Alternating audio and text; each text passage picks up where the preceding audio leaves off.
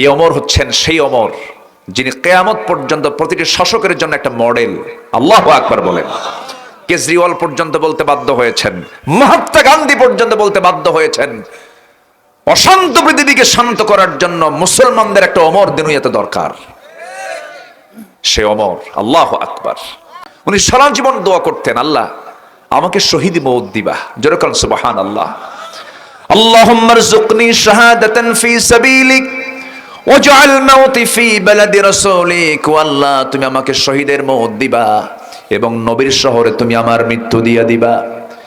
তিনি সারা জীবন এমন দোয়া করতেন, কিন্তু দোয়াটার সঙ্গে বাস্তবতার তেমন মিল ছিল না, কারণ যুদ্ধ হওয়ার প্রেক্ষাপট আর মদিনায় নাই। কিন্তু মদিনায় বিজয় হয়ে গেছে, মক্কা বিজয় হয়ে গেছে, এখন তিহামা অঞ্চল পার হয়ে গেছে, অন্য অঞ্চল অন্য দেশ জয় হবে, কিন্তু মদিনায় কখনো যুদ্ধ হওয়ার সম্ভাবনা নাই। কিন্তু তিনি প্রায় প্রায় চোখের পানি ফেলে ফেলে দোয়া করতেন আর বলতেন, আল্লাহ আমাকে শহীদি মওত দিও, নবীর শহরে মৃত্যু দিও। এমন দোয়া করতে লাগলেন, আল্লাহর কি ফয়সালা, তার এই দোয়াটা কবুল হয়ে গেছে। কোন এক ফজরের সময় কোন এক রাতে ফজর নামাজ পড়ার জন্য মসজিদে নববীতে ঢুকলেন। এই ওমরে ফারুক নামাজ পড়েছেন না ইমামতি করেছেন? বলেন বলেন বলেন বলেন। মুসল্লি না ইমাম? শাসকরা কি হবে, মুসল্লি হবে না ইমাম হবে? ইমাম হবে। দিক আজান দিক না, আপনি উত্তর দেন, দু একজন উত্তর দিয়ে দেন, সমস্যা নেই। কাছাকাছি হলে আমরা থেমে যেতাম। আজান তো চতুর্দিক থেকে হবেই, মাশাআল্লাহ। পৃথিবীর শ্রেষ্ঠ সুর আজান, বলি আলহামদুলিল্লাহ। আমাদের সবচেয়ে বড় অস্ত্র এটা, বলি আল্লাহু আকবার। সবার পক্ষ থেকে দু একজন উত্তর দিয়ে দেন। আমরা নামাজ কাজকে একটু বিলম্ব করব। সবচেয়ে বেশি সময় থাকে নামাজের কোন ওয়াক্তে বলেন?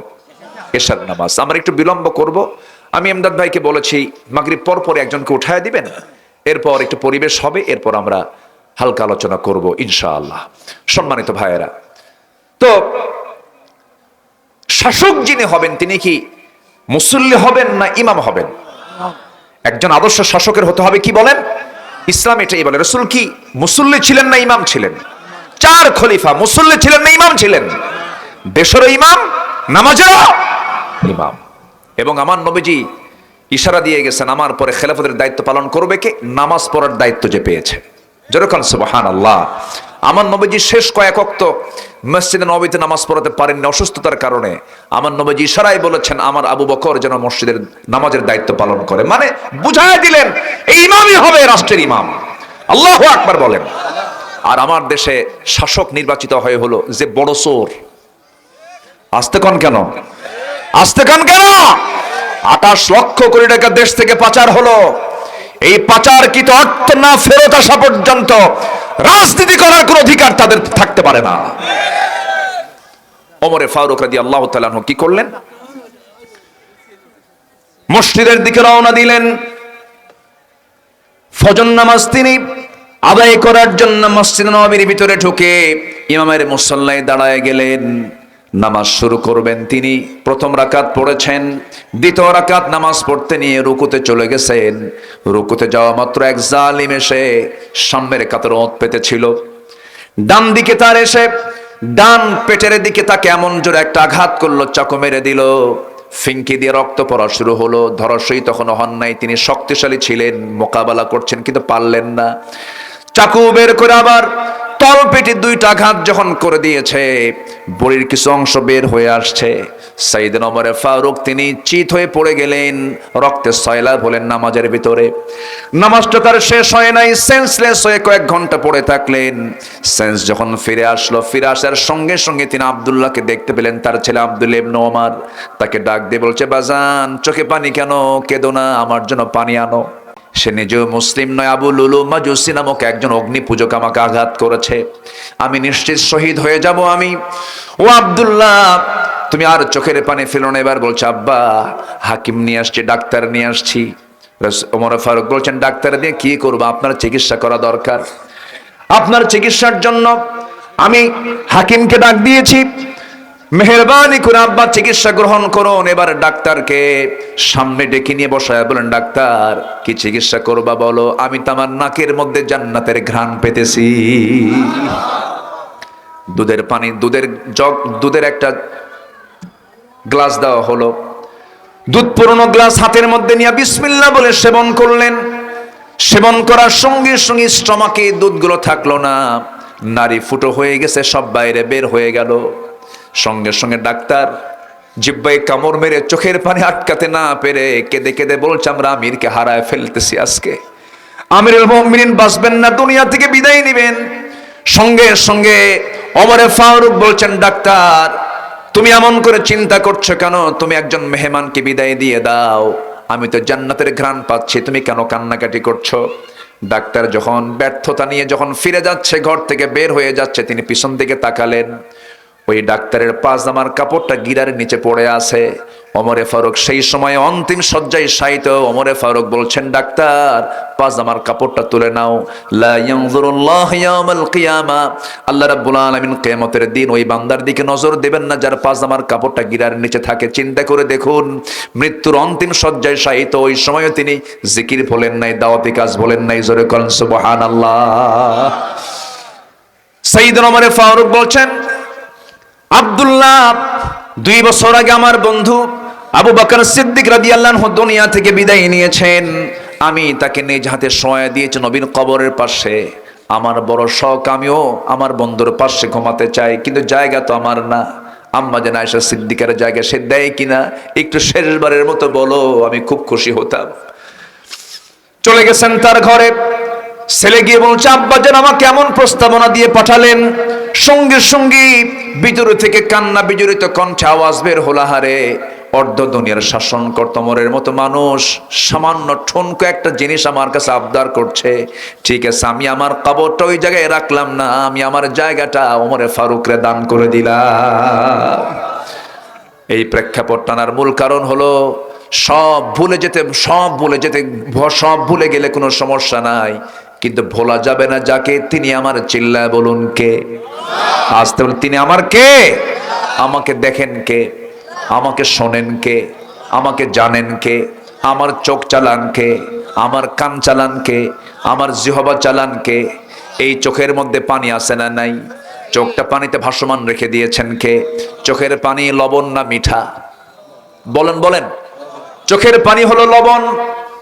আল্লাহ রাব্বুল আলামিন কেমন করে লবণ করে চোখের পানি বের করে দিলেন 24 ঘন্টায়। 24 ঘন্টায় 1 মিলিলিটার চোখের পানি আল্লাহ পাক বের করেন। প্রতি মিনিটে ওয়াইফারের মতো 15 থেকে 20 বার চোখের পলক ফেলার ব্যবস্থা করেন। কানের মধ্যে আল্লাহ রাব্বুল আলামিন ময়লা দিয়েছেন, সেই ময়লাগুলো কাজের ময়লা।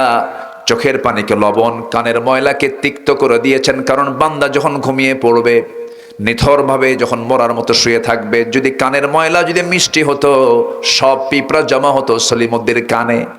কিন্তু কানের ময়লাগুলো আল্লাহ রাব্বুল আলামিন তিক্ত করে দিয়েছেন। হঠাৎ করে বেলাইনে যদি কোনো পোকা, কোনো পিঁপড়া যদি ঢুকে যায়, সঙ্গে সঙ্গে তিক্ত স্বাদ পেয়ে সে আর থাকবে না, না এখানে কোনো খাবার নাই, বের হয়ে যায়। সুবহানাল্লাহ বলবেন না?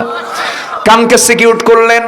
চোখের পানিকে আল্লাহ রাব্বুল আলামিন মিঠা করলে পরে চোখে ভাইরাস জমা হতো, দূষিত হয়ে যেত, চোখের মধ্যে ইনফেকশন তৈরি হতো, চোখ নষ্ট হয়ে যেত। আল্লাহ রাব্বুল আলামিন এই জন্য চোখের পানিকে আল্লাহ রাব্বুল আলামিন লবণ করেছেন, যেন কোনো বিষাক্ত কোনো জীবাণু যেন চোখে অ্যাটাক না করে। সুবহানাল্লাহ বলবেন না? চোখ শুধু বানান নাই, চোখকে সিকিউর করেছেন। কানকে বানান নাই, কানকে সিকিউর করেছেন। আবার জিহ্বার দিকে আসেন, চোখের পানি লবণ, কানের ময়লা হলো তিক্ত। এবার জিহ্বার দিকে আসেন, জিহ্বাটা আল্লাহ রাব্বুল আলামিন রেখে দিয়েছেন জোয়ারে না ভাটায়? জোয়ারে। বলেন কিসে কিসে? সামনে তেঁতুল দেখলে কি হয়? পানি শুধু মুখে থাকে না, অন্যের গালে যায়, অন্যের গালেও কিন্তু লাফ মেরে চলে যায়, কি ঠিক কিনা? তাহলে জোয়ার আছে না নাই? আছে। এই যে জিহ্বার চতুর্পাশে যে আল্লাহ রাব্বুল আলামিন পানিগুলো দিয়েছেন, এই পানি কিন্তু লবণ করেন নাই, আবার মিঠাও করেন নাই, আল্লাহ পাক স্বাদহীন করে দিয়েছেন। কেন? এই জন্য, কারণ এটা একটা অঙ্গ, স্বাদ যাচাই করার অঙ্গ। যদি মিষ্টি হয়, মিষ্টির স্বাদ পাওয়া যাবে না, তিক্ত হলে তিতার স্বাদ পাওয়া যাবে না, যদি এটাকে টক বানানো হয়, টকের স্বাদ পাওয়া যাবে না। আল্লাহ পাক নিউট্রাল করে স্বাদহীন আল্লাহ রাব্বুল আলামিন সেই লালার ব্যবস্থা করেছেন। জোরে বলেন সুবহানাল্লাহ। মুখের পানি হলো, লালাগুলো হলো পাইনসা মার্কা স্বাদহীন, চোখের পানি হলো লবণ, কানের ময়লা হলো তিক্ত। একই মাথার ভিতরে কতগুলো অঙ্গ, এক একটা ফাংশন আল্লাহ রাব্বুল আলামিন রেখে দিয়েছেন। মালয়েশিয়ার একটা সফর ছিল, এক বন্ধুর হাত ধরলাম, বন্ধুর হাত ধরে দেখে একটা মেশিন লাগানো। বললাম, বন্ধু মেশিন কেন? বন্ধু কেঁদে ফেলে দিয়ে বলছে, বন্ধু আমার আল্লাহ পাক প্রচুর টাকার মালিক বানিয়েছেন, কিন্তু দুটা কিডনি আমার নষ্ট হয়ে গেছে। আমি আল্লাহর কাছে মাঝে মাঝে বলি, আল্লাহ আমার সব সম্পদ তুমি নিয়ে নাও, কিন্তু আমার দুটা কিডনি ঠিক করে দাও। তাকে প্রত্যেকদিন ডায়ালিসিস করার জন্য হসপিটালে যাওয়া লাগে। ডায়ালিসিস মেশিনটার ওজন হলো 100 কেজি। 100 কেজি মানুষ বানিয়েছে যা দিয়ে ডায়ালিসিস করা হয়। আর আল্লাহ রাব্বুল আলামিন প্রত্যেক বান্দার দেহের ভিতরে দুটা করে ডায়ালিসিসের বিকল্প কিডনি দিয়েছেন, আরো মজবুত। এটা 100 কেজি নয়, মাত্র 200 গ্রাম। সুবহানাল্লাহ বলা যাবে না? এই যদি এমন হতো, বান্দা তোকে আগে দুনিয়ায় পাঠালাম, পরে আমি 100 কেজি ডায়ালিসিস মেশিন দুটো পাঠাবো, ধানের বস্তা মাথায় নেবেন না, কিডনির বস্তা মাথায় নেবেন। কত বেকায়দা হয়ে যেত। আল্লাযী খলাকাকা ফাসাওয়াকা ফাআদালাক। আল্লাহ বলছেন শুধু সৃষ্টি করে নাই, ভারসাম্য করে দিয়েছে, চলতে ফিরতে যেন কোনো কষ্ট না হয়, সব আমি ব্যবস্থাপনা করে দিয়েছি। বান্দারে শুধু আমি তোর কাছ থেকে চাই, আমি তোর কাছে যেমন 24 ঘন্টা আমি তোর সেবা দিয়ে থাকি। নাকের অক্সিজেন দেই, মুখের খাবার দেই, মুখের খাবারটার জন্য একটু চাষাবাদ করতে হয়, মুখের খাবারের জন্য জীবিকার চেষ্টা করতে হয়, কিন্তু একটা খাবার, যে খাবারটা এসেনশিয়াল, 24 ঘন্টার প্রত্যেকটা মিনিট দরকার, সেটা হলো অক্সিজেনটাকে আমি আল্লাহ নিজে তোর নাকের ডগা আমি আল্লাহ নিজে খাওয়ায় দিতেছি। জোরে বল সুবহানাল্লাহ। সরাসরি খাওয়ান কে? আর সেই আল্লাহকে আমরা ভুলে যাব না মনে রাখবো? এক সময় না সব সময়, এক সময় না সব সময়, একবার না বারবার, একবার না বারবার, বারবার সব সময় আমরা আল্লাহর নামটা নেব। এর মধ্যে শ্রেষ্ঠ কাজটা হচ্ছে 5 ওয়াক্ত নামাজ আমরা পড়বো। রাজি আছেন তো ইনশাআল্লাহ? এবং আগামী সরকারকে আমরা দেখতে চাই নামাজের সরকার। আমি যদি একটা প্রশ্ন করি, বলুন তো, বেজোড়া গ্রামে যে মসজিদটা আছে, 5 ওয়াক্ত নামাজের মধ্যে সবচেয়ে কম মুসল্লি কোন ওয়াক্তে পাওয়া যায়? বলেন কোন ওয়াক্তে? বলেন ফজর। আচ্ছা, মানুষ বাড়িতে বেশি থাকে কোন সময় বেশি বলেন তো? ওই ফজরই থাকে। তাহলে ফজরে বাড়িতে থাকার পরও মসজিদ ফাঁকা থাকে কেন? মুসল্লিগুলো, ওই মানুষগুলো যায় কোথায়? মেরাজে। আজকে তো মেরাজ না? হ্যাঁ, রজব মাসের আজকে 14 তারিখ। তাহলে এই লোকগুলো ফজরে গেল না। আচ্ছা, হ্যাঁ, রজবের 27 তারিখ মনে হয়। আচ্ছা, এটা অথেন্টিক কোনো সোর্স নেই। মেরাজ হয়েছে এটা সত্য, কিন্তু এটার উপলক্ষে অতিরঞ্জিত কিছু কথা আমার দেশে আছে। তবে হ্যাঁ, মেরাজ সত্য। মেরাজ কি সত্য, এতে কোনো সন্দেহ নাই। পৃথিবীর Marconi, Faraday, James Watt, Copernicus, Einstein, Dalton, Galileo, এই যে বিজ্ঞানীরা যে তথ্যগুলো দিয়েছে আকাশের, আর আমার নবীজি শুধু এই আকাশ না, 7 আকাশ পেরিয়ে সিদরাতুল মুনতাহা পেরিয়ে আরশ আজিমের মেহমান হয়েছেন। কত বড় বিজ্ঞানী মুহাম্মদ সাল্লাল্লাহু। গবেষণা চলছে, মেরাজ নিয়ে এখনো গবেষণা চলছে, এটা চলমান, কিয়ামত হয়ে যাবে, গবেষণা শেষ হবে না, কিন্তু মেরাজ হয়েছে, এতে কোনো সন্দেহ। আসরা বিআবদিহি লাইলাম মিনাল মাসজিদিল হারাম ইলাল মাসজিদিল আকসা। সম্মানিত ভাইয়েরা, তো এখন ফজরের সময় মসজিদে পাওয়া যায় বুড়া 5-6 জন মুসল্লি। বুড়া, যখন বুড়া চাচাকে বলা হয়, চাচা আপনি মসজিদে আসছেন, আপনি তো মাযুর। বাবা আমিও আসতাম না, বুড়ি নাই তো, বুড়ি থাকলে আমিও আসতাম না। তো এই যে মসজিদের হালত, এটা কি আমার আপনার জন্য আশার দিক না হতাশার দিক? মানে এটি কি চরম বিপদ না, শুধু বিপদ না, চরম বিপদ? চরম বিপদ। এটা গজবের কারণ। কিন্তু মসজিদ ফাঁকা থাকে, মসজিদগুলো পাকা, এসি, শীতাতাপ নিয়ন্ত্রিত, কিন্তু মুসল্লি নাই।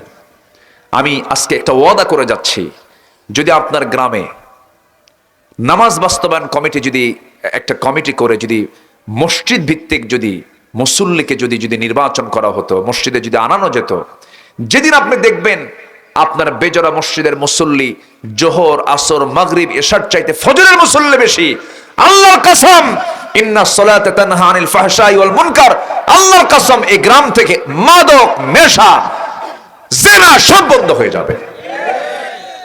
নামাজই তো জাতি পড়ে না। জুমার দিন মাত্র 15% মানুষ নামাজ পড়ে। আজকে মুসলমানকে নামাজের ব্যাপারে বলতে হয় কেন? এই সিচুয়েশন থাকতো না যদি নামাজের সরকার যদি বাংলার জমিনে কায়েম হয়ে যেত। তখন সরকার দায়িত্ব নিত কি?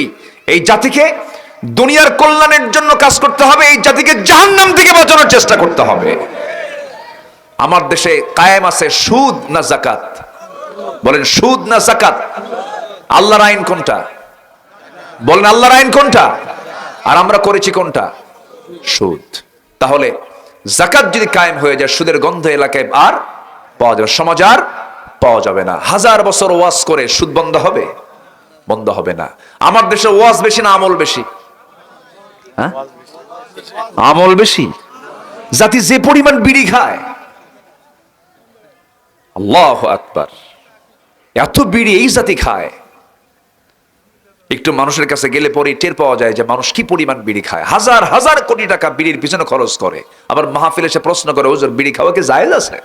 মানে উনি জায়েজের চেষ্টায় আছেন। আল্লাহ আমাদেরকে সকল প্রকার নেশা থেকে, অমানবিক অসামাজিক কাজ থেকে আল্লাহ পাক হেফাজত করুন। ইমানদাররা হবে ব্যক্তিত্বহীন না ব্যক্তিত্ববান? ইমানদাররা হবে হচ্ছে ব্যক্তিত্ববান হবে, ব্যক্তিত্ব সম্পন্ন হবে, কিন্তু নেশার দিকে থাকবে না, বেনামাজি হবে না, জিকির করবে সর্বক্ষণ। কার? আসতে বলবেন না, কার? একবার না বারবার? বারবার। এই জিকিরটা আমার জিহ্বা দিয়ে আল্লাহর নামের জিকির করে জিহ্বাকে ভিজায় রাখবো আমরা সর্বক্ষণ। কার জন্য? আল্লাহর জন্য। আমার নবীজির ঠোঁট সর্বক্ষণ নড়তো, সুবহানাল্লাহ বলেন। আমার নবীজি দীর্ঘ সময় চুপ মেরে থাকতেন, কথা বলতেন না। আমরা কথা বেশি বলি, রাসূল কথা খুব কম বলতেন। মাঝে মাঝে বোঝা যেত সাহাবাকেরা ভাবতেন যে রাসূল বুঝি কথাই বলবেন না, চুপচাপ থাকতেন, সর্বক্ষণ থাকতো। কার জিকির? আসতে বলবেন না, কার জিকির? আল্লাহ রাব্বুল আলামিন বলছেন, মুমিন হতে চাও, আমি তোমাকে জান্নাতুল ফেরদাউসের চাবি তোমার হাতে তুলে দেব, 7টা গুণ অর্জন করো। আল্লাহু আকবার বলেন।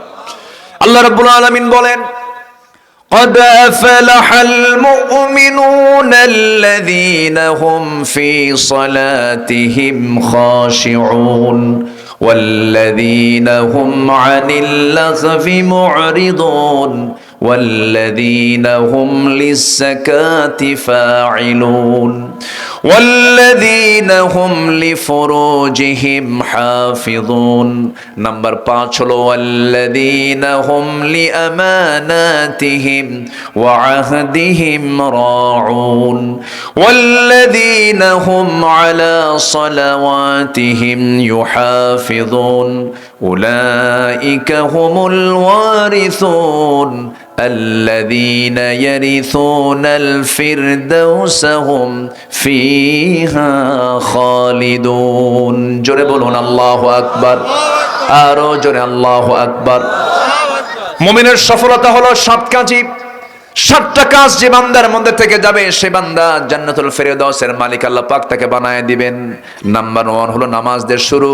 মুনাফিককে চেনার জন্য মুনাফিকুন সূরা দিয়েছেন, ইমানদারকে চেনার জন্য সূরা মুমিনুন দিয়েছেন। মুমিন কারা? নামাজ ঠিক রাখবে, জিহ্বা লাগামহীন করবে না, জিহ্বার লাগাম টেনে ধরবে, অসংযত, অপ্রাসঙ্গিক অপ্রয়োজনীয় কোনো কথা বলবে না। নাম্বার 3 হলো যাকাতটা ঠিক মতো আদায় করবে। নাম্বার 4 হলো লজ্জাস্থানের যারা হেফাজত করবে। আমার বন্ধুগণ, আজকের এই অনলাইনের দুনিয়ায় আমার মা বোনরা বোরকা পরে, কিন্তু অনলাইনে মোবাইলে পুরুষ মানুষ সে থেকে দেখে, বোরকা পরে কোনো সওয়াব হবে নাকি? এই জন্য চোখের পর্দা আগে দরকার না পরে দরকার? চোখের পর্দা আধুনিক দুনিয়াতে সবচেয়ে বেশি জরুরি। স্মার্টফোনের মিসইউজ যেন না হয়, চোখের গুনাহ যেন না হয়ে যায়। আল্লাহ পাক বলছেন লজ্জাস্থানের যারা হেফাজত করবে। নাম্বার 5 হলো ওয়াদা যারা ঠিক রাখবে। নাম্বার 6 হলো আমানতদারিতা যারা ঠিক রাখবে। নাম্বার 7 হলো নামাজের ব্যাপারে যারা যত্নশীল হবে। আল্লাহ রাব্বুল আলামিন বলছেন উলাইকা হুমুল ওয়ারিসুন, আমি আল্লাহ তাদেরকে জান্নাতুল ফেরদাউসের ওয়ারিস বানায় দেব। জোরে বলেন সুবহানাল্লাহ। পরকালের বিশ্বাস ছাড়া মানুষ কি ভালো হতে পারে? না। একটা মানুষকে খুন করে কখন? ওর পরকালের ভয় নাই। একটা মানুষকে জীবন্ত পুঁতে হত্যা করে। একটা মানুষকে দেখে যে পরিমাণ ভয় পায়, সেই পরিমাণ ভয় একটা হিংস্র জন্তুকে দেখো ভয় পায় না আজকের এই দুনিয়াতে। কেন মানুষ এরকম হিংস্র হলো কেন? এর মূল কারণ হলো তার মধ্যে পরকালের কোনো ভয়, পরকালের কোনো ভয় নাই। তাহলে মানুষ ভালো হবে প্রশাসনের ভয়ে না পরকালের ভয়ে? কিসের চিন্তায় ভালো হবে? আখিরাতের চিন্তা। কিসের চিন্তা বলেন? এই জন্য গোটা কোরআনে আল্লাহ পাক 3 ভাগের 1 ভাগ জুড়ে আল্লাহ পাক আখিরাত নিয়ে কথা বলেছেন। কি নিয়ে?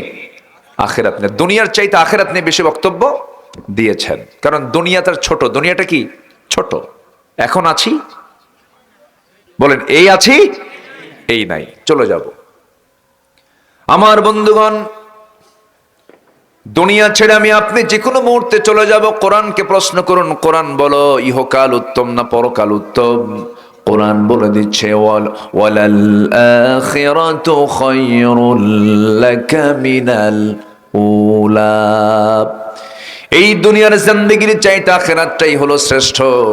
সেটাই থেকে যাবে, সেটাই রয়ে যাবে। একদিন দুনিয়া পার হয়ে যাবে।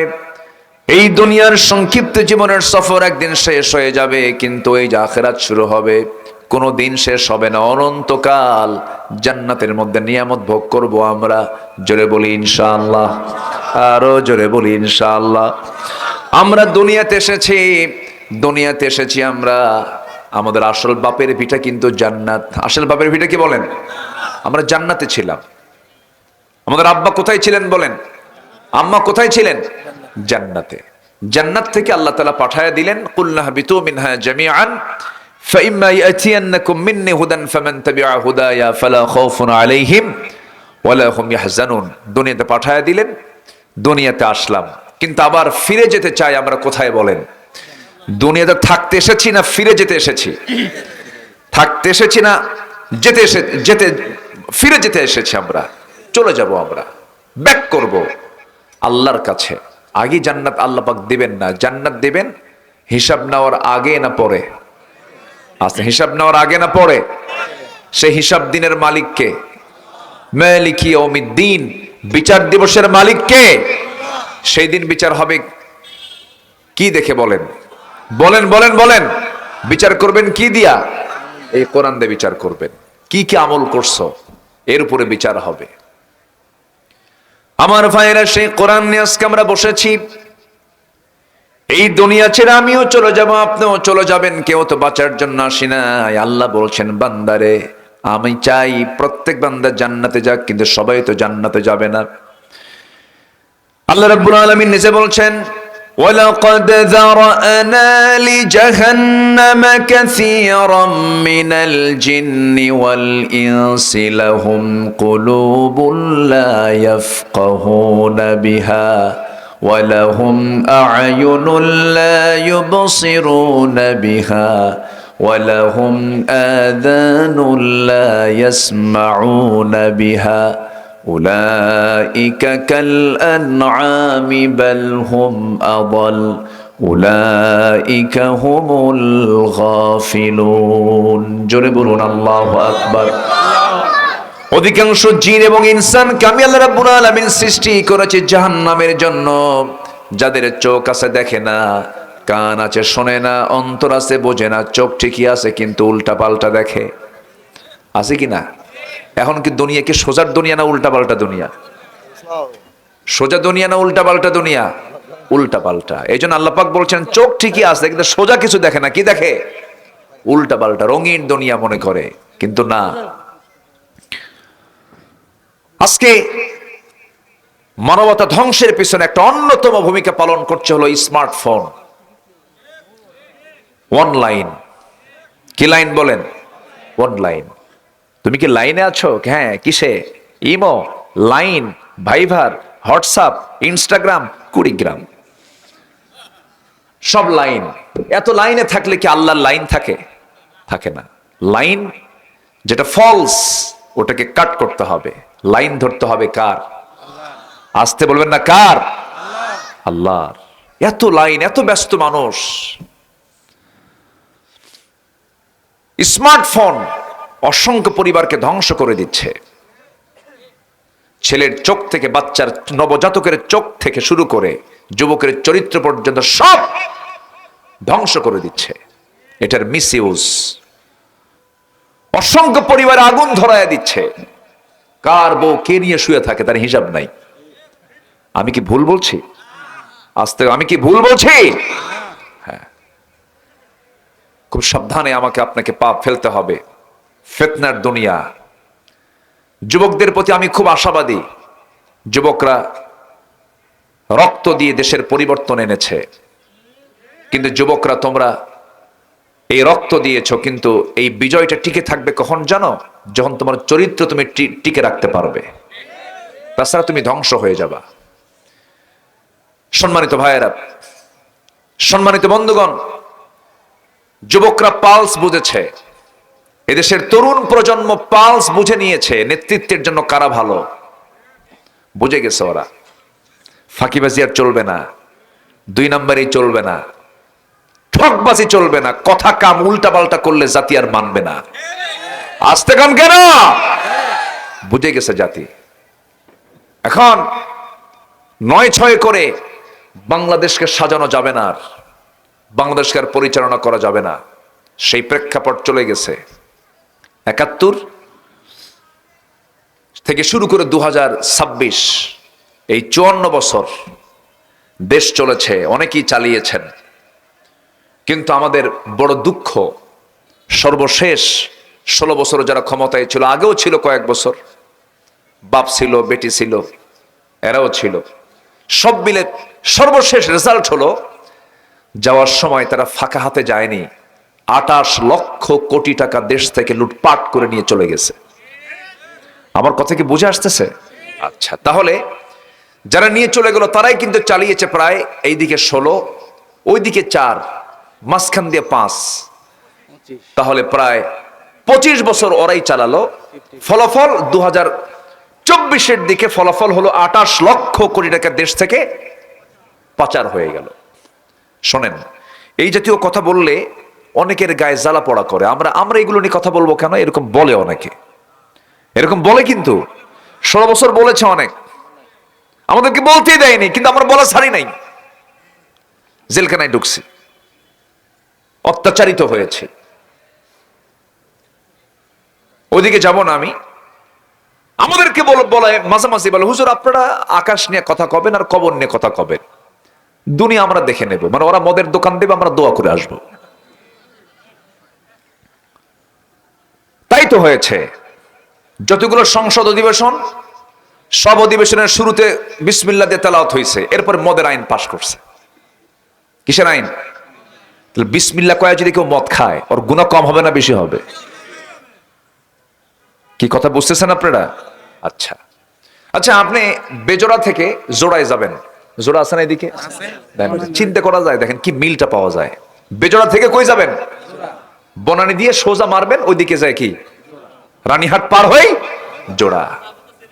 তাহলে বেজোড়া জোড়া, জোড়া মাহফিলে গেছি, যে জোড়াও গেছি, বেজারাও আসছি, জোড়া ছাড়াও আছি, জোড়াও আছি। তো যেতে নিয়ে আপনি হুন্ডায় চড়ছেন, কিন্তু হুন্ডায় চড়তে নিয়ে মাঝখানে খাদে পড়ার পর আপনার হাতের কবজি ভাঙছে, এখন আপনাকে হেলথ লাইনে নিল। এখানে আছে নাকি হেলথ লাইন? আসতে নিয়ে দেখলাম। হসপিটালে নিল আপনাকে, আপনি হসপিটালে চলে গেলেন, ডাক্তারকে বলতেছেন, ডাক্তার আমি আপনাকে খুব ভালোবাসি, আপনি আমার মাথা থেকে পা পর্যন্ত সব জায়গায় হাত দেন, দয়া করে কবজি ভাঙ্গা জায়গায় হাত দিবেন না। ওর হাত সারবে? আজ থেকে সারবে হাত। কোথাও হাত না দিলেও ডাক্তারের দায়িত্ব এখন কোথায় হাত দেওয়া? ভাঙ্গায় হাত দিলে চাঙ্গা হবে, হাত দিলে কি হবে? চাঙ্গা হবে।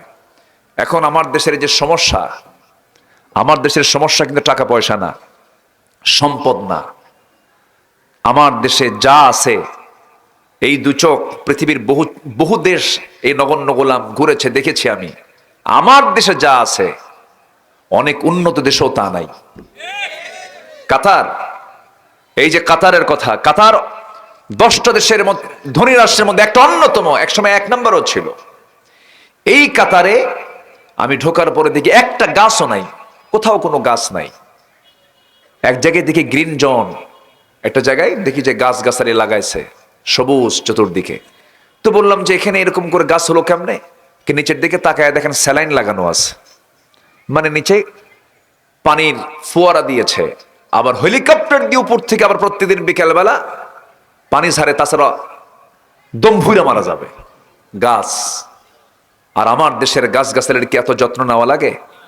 এই যেরকম একটা বাচ্চা পেয়ারা খাবে, পেয়ারা খাইছে, পরের দিন পায়খানার চাপ, বাড়ির পিছনে গিয়ে এক জায়গায় পায়খানা করে থুয়ে আসছে, 3 মাস পর ওই পায়খানার ভিতর থেকে বিসি হইছে, সেই বিসি থেকে গাছ, সেই গাছ থেকে আবার পেয়ারা ধরছে, সেই পেয়ারা আবার খায় মানুষ। আমার দেশের মাটির বরকত দেখেন, সুবহানাল্লাহ বলা যাবে না ভাই? সবই ছিল, সবই আছে, কিন্তু সমস্যা হলো আমার দেশের মানুষের মধ্যে সবচেয়ে বড় ক্রাইসিস হচ্ছে জাতির নেতৃত্ব দেবার জন্য সৎ যোগ্য মানুষের অভাব আছে না নাই? আসতে বলবেন না, আছে না নাই? আছে, আমানতদার নাই। এখানেই সমস্যা আমাদের। এই বিষয়টা আর ভুল করা যাবে না, এই বিষয়ে আমরা সতর্ক থাকার চেষ্টা করব। কারণ নেতৃত্ব যদি ঠিক না হয় বড় বেকায়দা। আপনার নামাজকে ঠিক করার জন্য আগে ইমাম কি হতে হবে বলেন? ঠিক হওয়ার দরকার আছে না নাই বলেন? ইমাম যদি সূরা ফাতিহা না বলে কুল হু দিয়ে শুরু করে নামাজ পড়বেন নাকি? ইমাম যদি নামাজ 2 রাকাতের জায়গায় যদি 3 রাকাত পরে আপনি সহ্য করবেন না, আপনি মানবেন না, সেজদা দুটার জায়গায় 3টা দিলে আপনি মানবেন না, আপনি লোকমা দিয়ে তাকে সোজা বানায় দিবেন। আমার বন্ধুগণ, সামান্য নামাজের ভিতরে যদি সূরা ফাতিহাটা যদি একটু উল্টা পাল্টা করে কেউ পড়ে, আগে কুলহু পড়লো পরে সূরা ফাতিহা পড়লো, যেমন আপনি নামাজের মধ্যে আটকায় দিবেন, লোকমা দিবেন। জাতির নেতৃত্ব দেওয়ার জন্য আজকে আমাদের সময় এসেছে। সৎ নেতৃত্ব তৈরি হওয়া না পর্যন্ত আমাদেরও লোকমা দিতে হবে। আসতে গান কেন, ঠিক কিনা? লোকমা দিতে হবে। জাতির নেতৃত্বে আমরা তাদেরকে দেখতে চাই যারা আমানতদার হবে, যারা ওয়াদা রক্ষাকারী হবে, যারা জনগণের সম্পদকে আমানত মনে করবে। আমার কথা কি বুঝতেছেন আপনারা? সম্মানিত ভাইয়েরা, একটু কান লাগান। আমি সময় খুব বেশি পাচ্ছি না, অল্প সময় একটা মেসেজ দিয়ে আমি যেতে চাই। আমাদের মূল লক্ষ্য কিন্তু একটাই, দিন শেষে আমরা কার সন্তুষ্টি চাই বলেন তো? আল্লাহ। আসতে বলেন না, কার সন্তুষ্টি চাই? কিন্তু আমার দেশে নামাজি বেশি না ইমানদার বেশি? ভালো করে বলেন, একটু চিন্তার সময় দিলাম, বলেন নামাজি বেশি না ইমানদার বেশি? এই তো লাইনে আসছে। তাহলে নামাজ না রে, নামাজ নাই কিন্তু কি আছে? ইমান আছে। এরকম বলার লোক আছে না নাই বলেন? আছে। তাহলে আমার দেশে নামাজি কম, ইমানদার বেশি। তাহলে আমাদের মূল লক্ষ্য হলো জান্নাতে যাওয়া। কিন্তু জাতির মধ্যে চরিত্র কি? জাতি নামাজ পড়ে না, মাত্র 5% লোক নামাজ পড়ে। এই চিত্র হতো না যদি নামাজের সরকার যদি আমার দেশে যদি গঠন হতো। আসতে কন কেন? নামাজের সরকার যদি দেশে গঠন হতো তাহলে এই চিত্র কি চিত্রায়িত হতো না।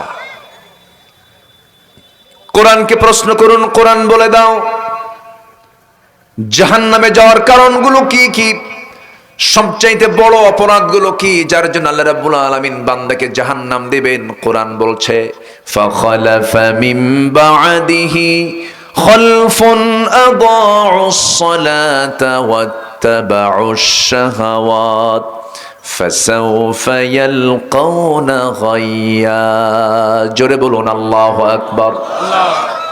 এই জাগতিক জীবনে যারা 2টা অপকর্ম করে আসবে, 2টা অপকর্মের সঙ্গে যারা সম্পৃক্ত থাকবে, নাম্বার 1 যারা নামাজকে নষ্ট করবে, নাম্বার 2 হলো যারা নফসের তাবেদারি করবে, নফসের দাসত্ব যারা করবে। এই 2টা অপকর্মের সঙ্গে যারা জড়িত, আল্লাহ রাব্বুল আলামিন বলেন আমি তাদেরকে শুধু জাহান্নাম নয়, জাহান্নামের গর্তের মধ্যে আমি ঢুকাবো। এখানে জাহান্নামের গর্তের কথা আসছে, গাই নামক গর্ত। যে গাই নামক গর্তটাকে জাহান্নাম পর্যন্ত ভয় পায়, এমন ভয়ঙ্কর সেই গাই নামক গর্তটা। সেই গাই নামক গর্তের মধ্যে আল্লাহ রাব্বুল আলামিন 2টো অপকর্মের সঙ্গে যে বান্দা জড়িত তাকে ওই গাই নামক গর্তের মধ্যে ঢুকাবেন। নাউজুবিল্লাহ বলবেন না? তাহলে 2টো অপকর্ম এখানে ফুটে উঠলো। একটা হচ্ছে নামাজ ছেড়ে দেওয়া, আরেকটা হচ্ছে নফসের দাসত্ব করা। আমরা ইতিমধ্যে আজকের এই প্রোগ্রামের বরেণ্য প্রধান অতিথি, দক্ষিণ এশিয়ার বৃহত্তম সংগঠন, ইসলামী সংগঠন বাংলাদেশ জামাত ইসলামীর শাহজাহানপুর গাবতলী নির্বাচনী আসনের মাননীয় সংসদ সদস্য পদপ্রার্থী, আমার শ্রদ্ধাভাজন পিতৃতুল্য মুহতারামে মুকাররমী মজলুম জননেতা গোলাম রব্বানী হাফিজাহুল্লাহ, তিনি ইতিমধ্যে আমাদের মাহফিলে প্রধান অতিথি, তার চেয়ারকে তিনি অলংকৃত করেছেন। বলি আলহামদুলিল্লাহ, জোরে বলি আলহামদুলিল্লাহ। সম্মানিত হাজিরিন, তাহলে সূরা মারিয়ামের এই আয়াতটা বলে দিচ্ছে যে বান্দার ভিতরে নামাজ থাকবে না, আল্লাহ তাআলার রাগ সবচেয়ে বেশি সেই বান্দার উপরে, তিনি ক্রোধান্বিত হয়ে যান।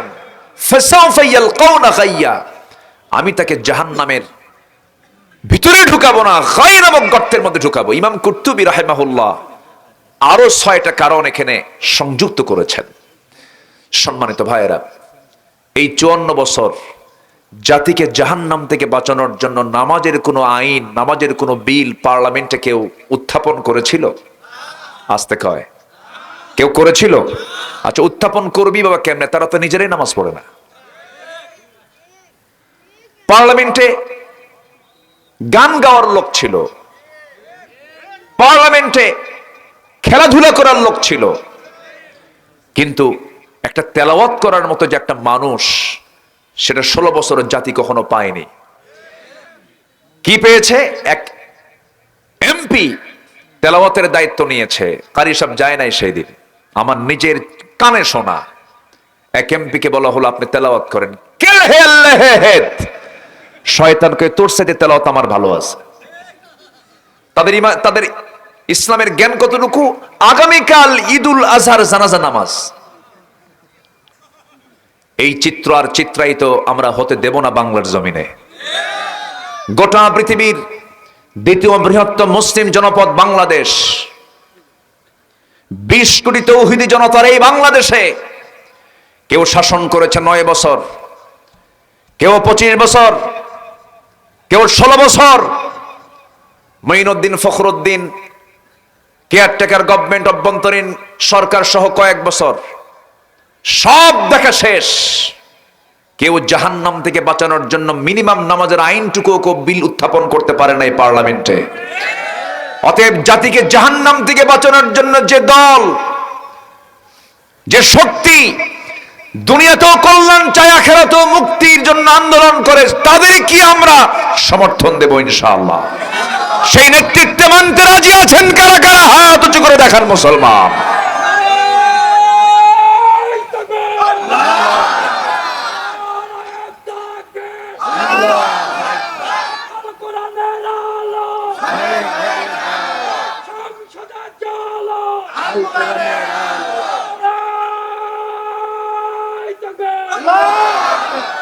আল্লাহ কবুল করুন, জোরে বলে আমিন। আমাদেরকে কথা বলতে দেয়নি। 16 বছর ডানে বামে বসে রেখেছে কিরামুন কাতিবিন। কি বুঝতেছেন তো আমার কথাগুলো? সে মোষগুলো কি তাদের?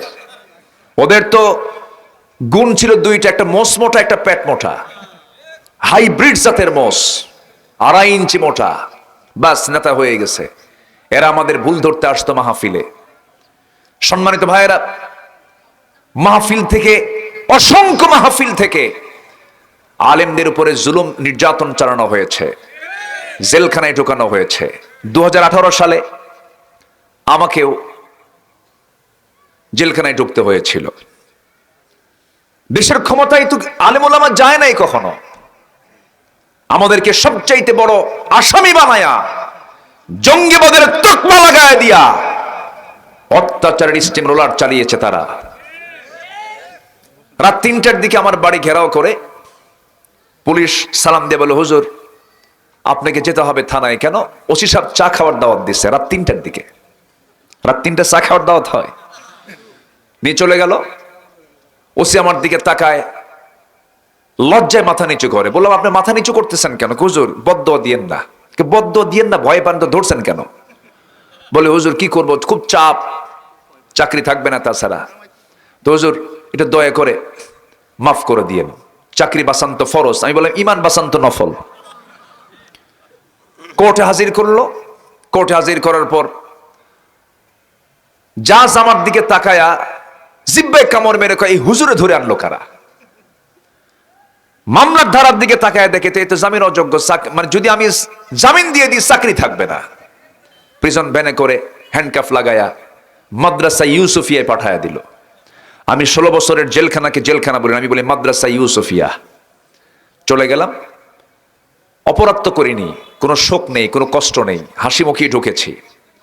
ইমানদাররা হাসি মুখী ফাঁসির মঞ্চ পর্যন্ত গিয়েছে, ঠিক কিনা? ঢুকলাম জেলখানার ভিতরে, এক মুরব্বী চাচা আমাকে দেখে লম্বাখান সালাম দিয়ে বলে, হুজুর আপনি জেলখানায় ঢুকছেন? খুব খুশি হলাম।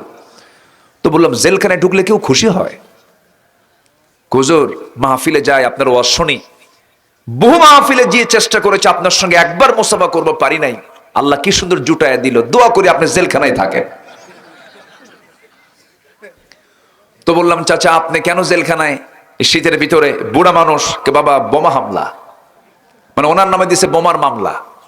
বলেন তাসিদ্ধ বয়সের নামে যদি বুড়ার বোমার মামলা দিয়ে দেয়, উনি কি জায়গায় বোমা মারবে না মাথায় বোমা পড়বে? এই চিত্র চিত্রায়িত হয়েছে বিগত সময়গুলোতে। আমরা কোন জালিমদের পুনরাবৃত্তি আর দেখতে চাই না। আসতে কোন কেন?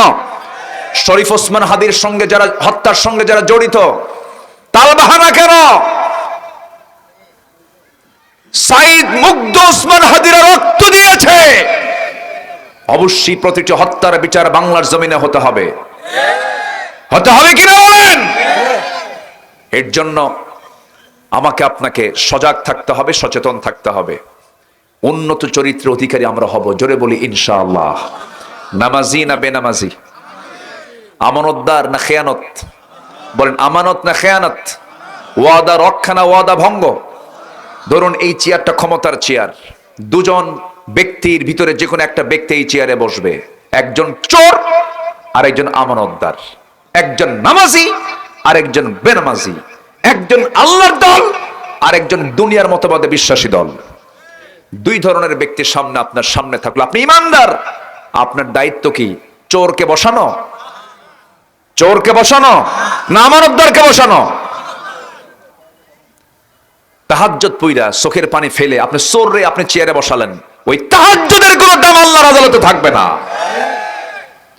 এরকম লোক আমার দেশে আছে না নাই? আসতে বলবেন আছে না নাই? ইমানটা এত কম দাম আমার দেশে, কিছু কিছু লোকের কাছে 4 কাপ পেলে পর একটা চা, এক কাপ চা পেলে ইমান বিক্রি করে দেয়। আছে কি না? আছে। আমরা ভুল করব না, আমার ইমানকে রক্ষা করব, জোরে বলি ইনশাআল্লাহ। আর জোরে বলি ইনশাআল্লাহ। জাহান্নামে যাওয়ার সবচাইতে আল্লাহ পাক শাস্তি দিবেন দুটো কারণে। সূরা মারিয়াম থেকে আমি কথা শুরু করেছি। সূরার নাম কি? আরো জোরে। মারিয়াম। আল্লাহ পাক একজন মানুষের নাম শুধু মহিলা হিসাবে কোরআনে স্থান দিয়েছেন, মারিয়াম, তাছাড়া কোনো মহিলার নাম কোরআনে নাই। আল্লাহ পাক এই মহিলার নামও দিতেন না, কিন্তু ওনার স্বামী ছিল না, কিন্তু সন্তান ছিল। আর সন্তানকে পরিচিতি করার জন্য তার নামটা আল্লাহ পাক দিয়েছেন ঈসা ইবনু মারিয়াম। অথচ আম্মা জান আয়েশা ছিলেন, খাদিজা ছিলেন, আসিয়া ছিলেন, ইমরাত ফিরআউন, আল্লাহ পাক বলেছেন। কিন্তু কারো মহিলার নাম আল্লাহ পাক কোরআনে উল্লেখ করেন নাই, শুধু উল্লেখ করেছেন কোন মহিলার নাম? মারিয়ামকে। আল্লাহ রাব্বুল আলামিন নামাজ নষ্টকে সবচেয়ে বড় অপরাধ বলেছেন। নামাজ কখনো নষ্ট করা যাবে না। এবং আল্লাহ রাব্বুল আলামিন জিকিরের যত কথা বলেছেন, সবচেয়ে বড় জিকিরকে যদি আমরা নিয়ে আসি, সবচেয়ে বড় জিকির হলো কোরআন তেলাওয়াত করা। আর সবচেয়ে কোরআনের হক আদায় হয় হলো নামাজে। কি দিয়ে আমরা নামাজ পড়ি? কোরআন দিয়া। জিকিরটা কাকে বলে অনেকে আমরা বুঝি না। আমার দেশে হালকা জিকির আছে না? হালকা জিকির আছে, ভারী জিকির আছে। জিকির করতে করতে পায়জামা নাই, জিকির করতে করতে লাভ পেনে আম গাছে ওঠে, জাম গাছে ওঠে, এরকম আছে না নাই? এরকম একটা চিকন বাঁশের আগায় গিয়ে বসে থাকে।